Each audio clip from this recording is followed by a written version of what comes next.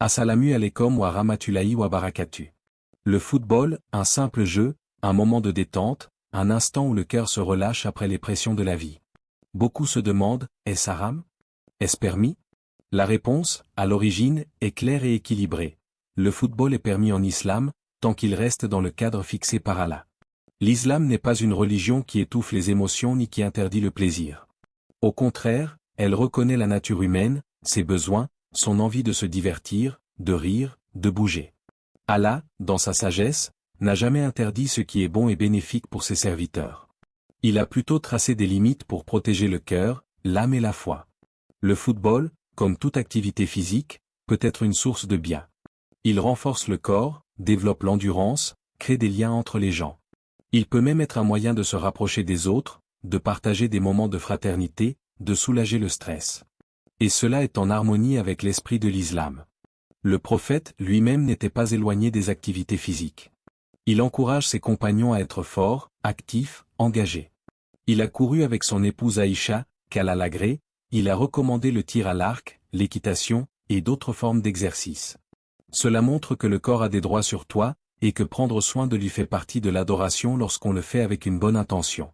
Imaginez alors un jeune qui joue au football avec l'intention de rester en bonne santé, de renforcer son corps pour mieux adorer Allah, pour avoir plus d'énergie dans ses prières. Dans ce cas, même son jeu devient une forme d'adoration. Suivant Allah, l'islam transforme même les choses simples en actes récompensés, lorsque le cœur est sincère.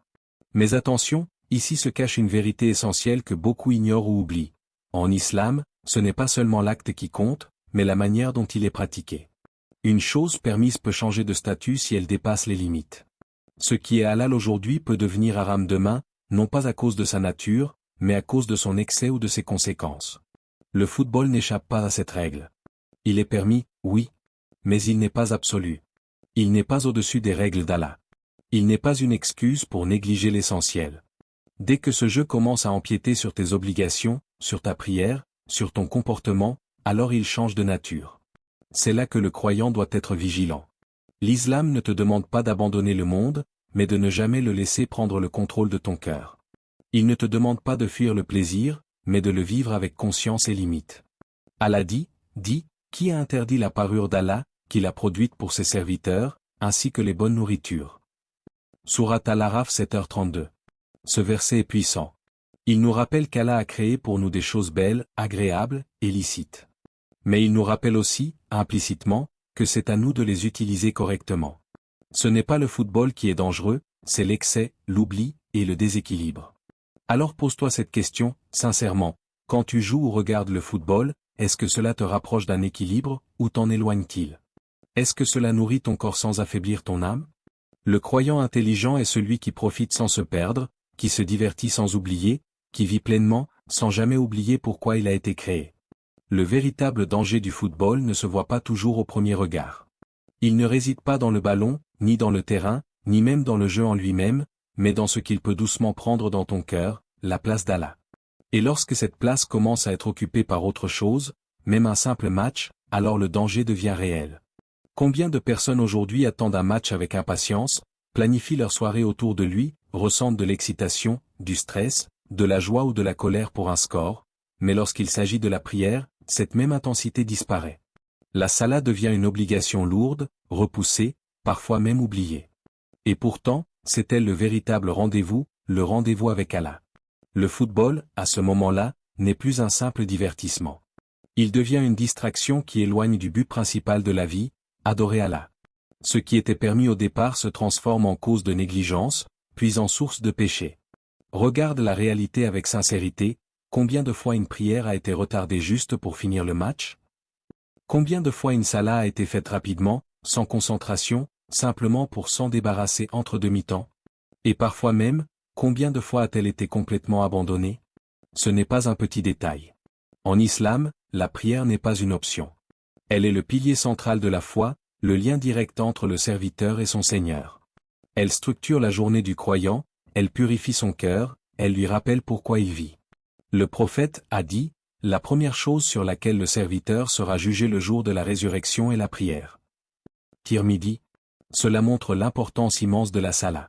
Tout peut être compensé, mais si la prière est négligée, alors c'est toute la relation avec Allah qui est fragilisée.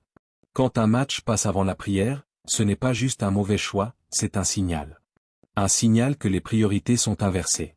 Un signal que le cœur commence à s'attacher davantage à la dunya qu'à l'au-delà. Allah dit, « Malheur donc à ceux qui prient tout en négligeant leur prière » Sourate Al-Maun 107, 4-5. Ce verset est frappant. Il ne parle même pas de ceux qui abandonnent totalement la prière, mais de ceux qui la négligent. Ceux qui la retardent, qui la font sans attention, sans respect du temps, sans présence du cœur. Cela montre à quel point Allah accorde de l'importance non seulement à la prière elle-même, mais à la manière dont elle est accomplie. Le vrai croyant ne laisse rien passer avant sa prière. Il ne négocie pas avec elle. Il ne dit pas, je vais prier après le match. Non. Il arrête tout, il se lève, il répond à l'appel d'Allah, peu importe ce qu'il fait. Parce qu'il sait que rien n'est plus important que ce moment. Imagine, le Créateur de l'univers t'appelle, 5 fois par jour, à venir te tenir devant lui, et toi, tu hésites entre cet appel et un match qui sera oublié en quelques heures. Quelle comparaison peut vraiment exister? Le croyant organise sa vie autour de la prière. Il regarde l'heure de la salat avant de planifier ses activités. Il met des limites. Il sait s'arrêter. Et c'est cela la vraie liberté, ne pas être esclave de ses passions. Le football peut rester un plaisir, mais il ne doit jamais devenir une priorité.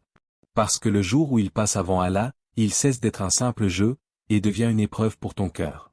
Le danger du football ne s'arrête pas au temps qu'il prend, il touche quelque chose de beaucoup plus profond, ton cœur. Car en islam, tout commence par le cœur. C'est lui qui s'attache, qui aime, qui s'enthousiasme, qui s'attriste. Et lorsque cet attachement dépasse les limites, même une chose permise peut devenir une distraction dangereuse. Le football, au départ, n'est qu'un jeu. Mais petit à petit, sans que tu t'en rendes compte, il peut prendre une place énorme dans ta vie. Tu commences à suivre un club, puis à t'identifier. Tu défends ses couleurs, tu ressens ses victoires comme les tiennes, ses défaites comme une blessure personnelle. Ton humeur change selon les résultats. Ta joie, ta tristesse, ta colère, deviennent liées à un simple ballon. Et là, il faut se poser une question sincère. Qui contrôle ton cœur? Parce que lorsque ton cœur est trop attaché à quelque chose de la dunya, il se détache forcément d'Allah. C'est une réalité spirituelle. Le cœur a une capacité limitée d'attachement profond. S'il est rempli par le football, par les joueurs, par les compétitions, il reste moins de place pour le rappel d'Allah, pour le Coran, pour la méditation.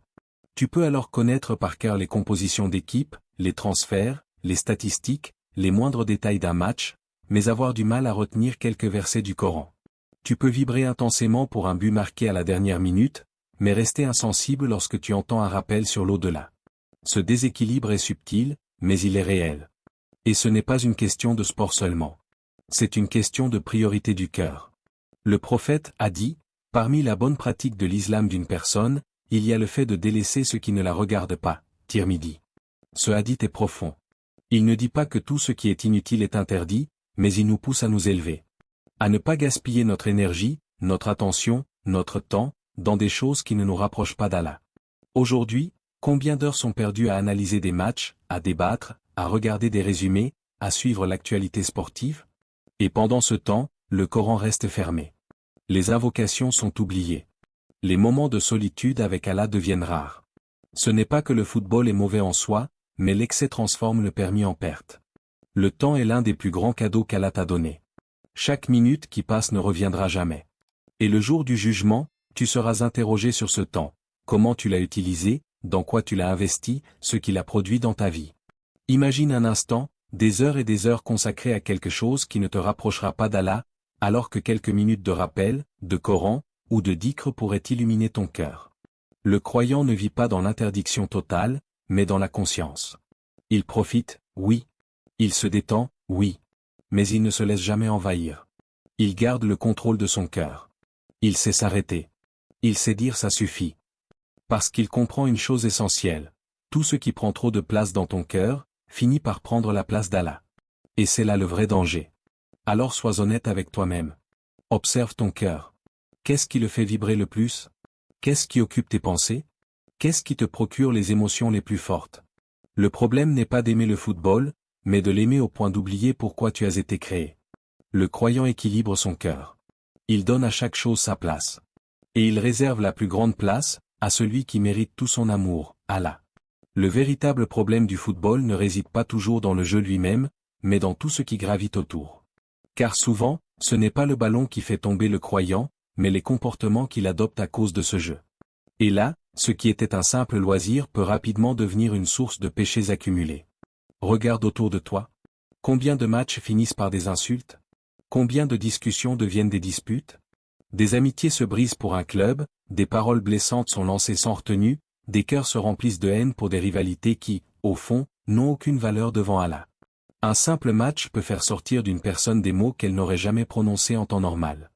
Insultes, moqueries, mépris, et parfois même des paroles très graves. Et pourtant, le prophète a dit, « Le musulman est celui dont les autres musulmans sont à l'abri de sa langue et de sa main, Bukhari et Muslim. » Alors comment comprendre qu'un croyant, qui veille à son comportement au quotidien, puisse le perdre complètement pour un match de football? Et ce n'est pas tout. Parfois, la rivalité dépasse les paroles, et devient physique. Des bagarres éclatent, des tensions montent, des actes violents se produisent.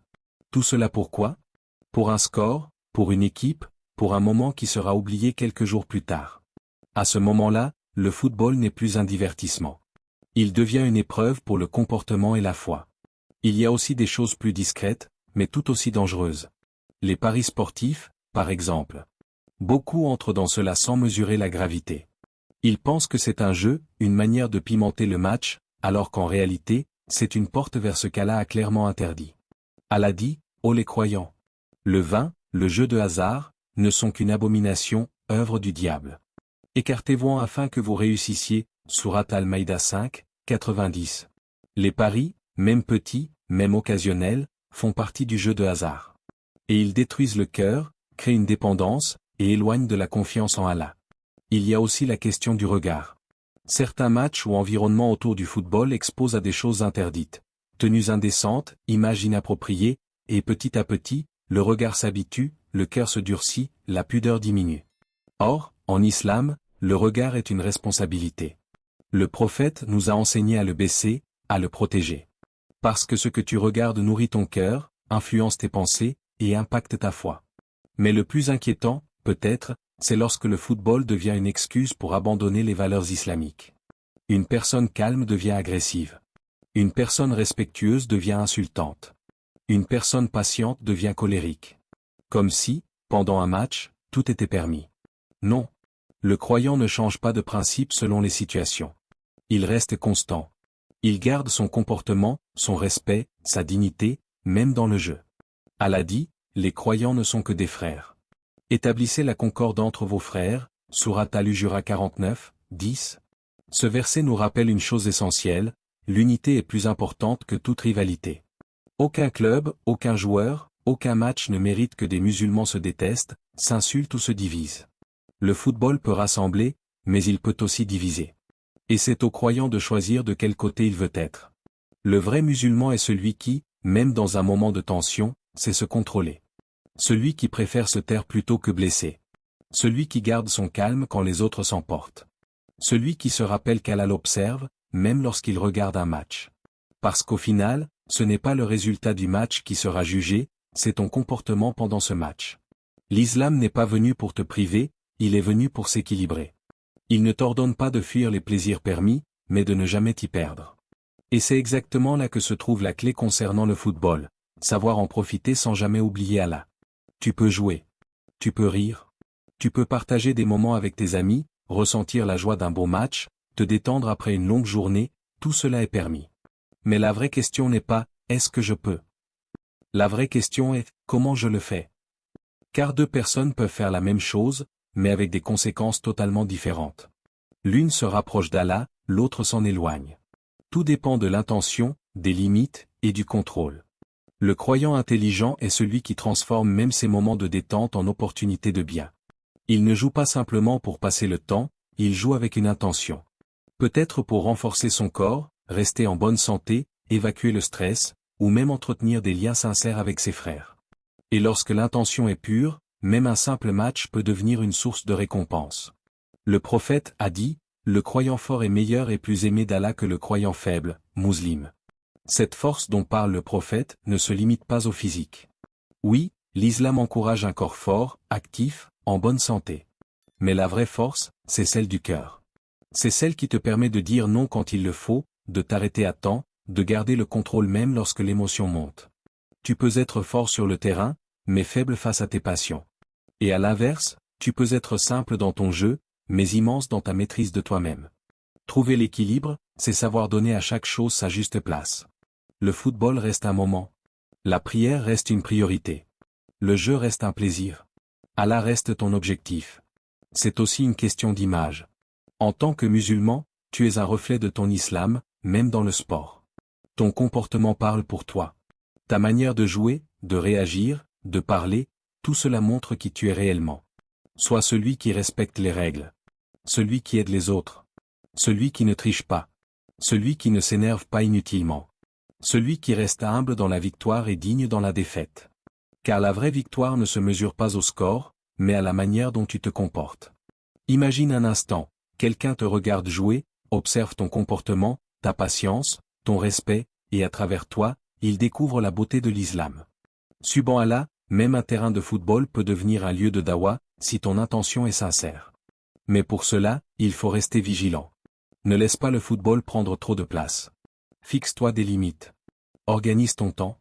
Mets la prière au centre de ta journée. Et si un jour tu sens que le football commence à t'éloigner d'Allah, alors sois assez fort pour prendre du recul. Parce que le vrai croyant n'est pas celui qui ne tombe jamais, mais celui qui sait se relever, se corriger, et revenir vers Allah. L'équilibre, ce n'est pas quelque chose de fixe. C'est un effort constant. Une vigilance du cœur. Une conscience que chaque chose dans ta vie doit te rapprocher de ton but final, plaire à Allah. Alors joue, profite, respire, mais n'oublie jamais pourquoi tu es ici. Car au final, ce n'est pas le nombre de matchs que tu auras joué qui comptera, mais l'état de ton cœur lorsque tu rencontreras Allah. Le football n'est ni totalement bon ni totalement mauvais. Tout dépend de la place que tu lui donnes dans ta vie. S'il reste un simple divertissement maîtrisé, il peut être bénéfique pour ton corps et ton moral. Mais s'il prend le dessus sur ta foi, sur ta prière, sur ton comportement, alors il devient un danger silencieux pour ton cœur. Rappelle-toi toujours que cette vie est un passage. Chaque minute que tu passes doit avoir un sens. Le croyant intelligent est celui qui profite des choses permises sans jamais compromettre son au-delà. Il ne laisse pas un match décider de son obéissance à Allah. Alors pose-toi cette question sincère, le football me rapproche-t-il d'Allah, ou m'en éloigne-t-il? Si ce message t'a touché, prends un moment pour te recentrer. Réorganiser les priorités. Fais de ta prière une priorité absolue. Et transforme même tes loisirs en actes équilibrés et conscients. Index revers pointant vers la droite blanc. Abonne-toi à l'Islam Connect, partage cette lumière autour de toi, et participe à propager un message qui peut transformer des vies. Personne avec les mains jointes, merci d'avoir ouvert ton cœur à cette parole. Que la paix d'Allah t'accompagne dans chaque pas que tu fais. Allah dit, quant à ceux qui croient et font de bonnes œuvres, le tout miséricordieux leur accordera son amour, Sourate Maryam 19, 96. Que Allah purifie nos intentions, guide nos cœurs et nous accorde l'équilibre dans cette vie et dans l'au-delà. Ama.